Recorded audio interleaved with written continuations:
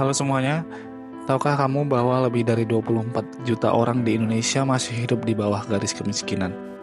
Meskipun ekonomi kita terus berkembang, kenapa kemiskinan tetap sulit diatasi? Hari ini kita akan membahas alasan-alasan mendalam di balik fenomena ini. Yuk, simak video ini sampai habis. Yang pertama adalah struktur ekonomi. Mari kita lihat struktur ekonomi Indonesia.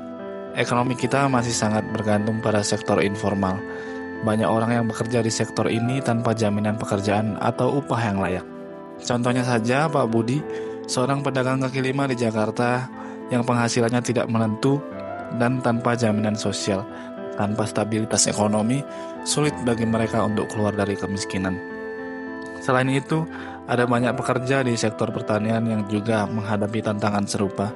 Misalnya, Ibu Siti yang bekerja sebagai petani di Jawa Tengah, penghasilannya sangat bergantung pada cuaca dan harga pasar yang fluktuatif. Ketidakpastian ini membuatnya sulit untuk merencanakan masa depan dan keluar dari lingkaran kemiskinan. Yang kedua adalah akses pendidikan. Akses pendidikan yang belum merata tentu saja sangat menyulitkan bagi kita semua. Meskipun ada banyak kemajuan, masih banyak daerah di Indonesia yang kekurangan fasilitas pendidikan. Contoh, di desa terpencil di Papua, anak-anak harus berjalan bermil-mil hanya untuk sampai ke sekolah. Tanpa pendidikan yang memadai, generasi muda sulit bersaing di pasar kerja dan akhirnya terjebak dalam siklus kemiskinan. Lihatlah kisah Adi, seorang anak NTT yang bercita-cita menjadi dokter. Namun sekolahnya kekurangan guru dan fasilitas, sehingga Adi harus belajar sendiri dengan keterbatasan yang ada. Kesulitan ini membuatnya sulit bersaing dengan anak-anak di kota besar yang memiliki akses lebih baik. Yang ketiga adalah infrastruktur dan aksesibilitas. Masalah infrastruktur dan aksesibilitas, banyak daerah yang masih terisolasi dengan buruknya infrastruktur, seperti jalan dan transportasi. Misalnya, di beberapa daerah di Kalimantan, penduduk harus menempuh perjalanan panjang dan sulit hanya untuk mengakses layanan dasar seperti kesehatan dan pasar. Kondisi ini sangat menghambat perkembangan ekonomi dan akses ke peluang yang lebih baik. Contoh lainnya adalah Desa Karang di Sumatera, di mana penduduknya harus menyeberangi sungai dengan perahu untuk menjual hasil panen mereka. Buruknya akses jalan membuat biaya transportasi menjadi lebih tinggi dan mengurangi keuntungan mereka, yang pada akhirnya membuat mereka sulit keluar dari kemiskinan. Yang keempat adalah ketimpangan sosial. Ketimpangan sosial sangat tinggi di Indonesia. Ada kesenjangan besar antara si kaya dan si miskin. Contoh, kita bisa melihat kontradiksi di kota besar seperti Jakarta, di mana gedung-gedung pencakar langit berdiri megah di samping pemukiman kumuh. Ketimpangan ini menciptakan siklus di mana si miskin semakin sulit mengakses sumber daya yang bisa mengangkat mereka dari kemiskinan. Contohnya, Bu Tini yang tinggal di pemukiman kumuh di dekat pusat kota, sementara gedung-gedung megah dan pusat perbelanjaan terus berkembang. Bu Tini masih kesulitan mendapatkan air bersih dan listrik yang layak.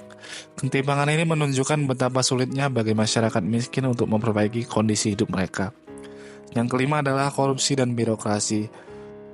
Korupsi menggerogoti dana yang seharusnya digunakan untuk program pengentasan kemiskinan.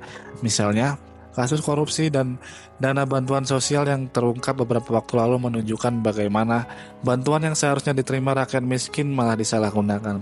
Birokrasi yang rumit juga seringkali memperlambat proses distribusi bantuan.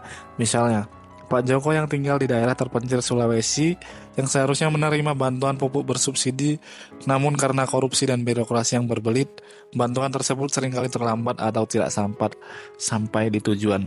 Hal ini membuat petani seperti Pak Joko kesulitan meningkatkan hasil pertanian dan keluar dari kemiskinan. Yang keenam adalah upah pemerintah dan solusinya. Pemerintah telah melakukan berbagai upaya seperti program PKH, program Keluarga Harapan, dan BPNT, bantuan pangan non-tunai.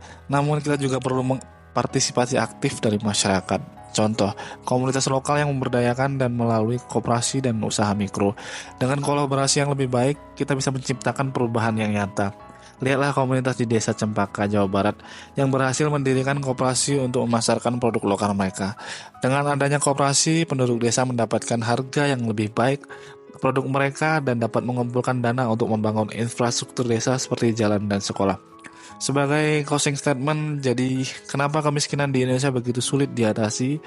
Ini adalah masalah kompleks yang banyak faktor saling terkait, tapi bukan tidak berarti tidak mungkin untuk diatasi.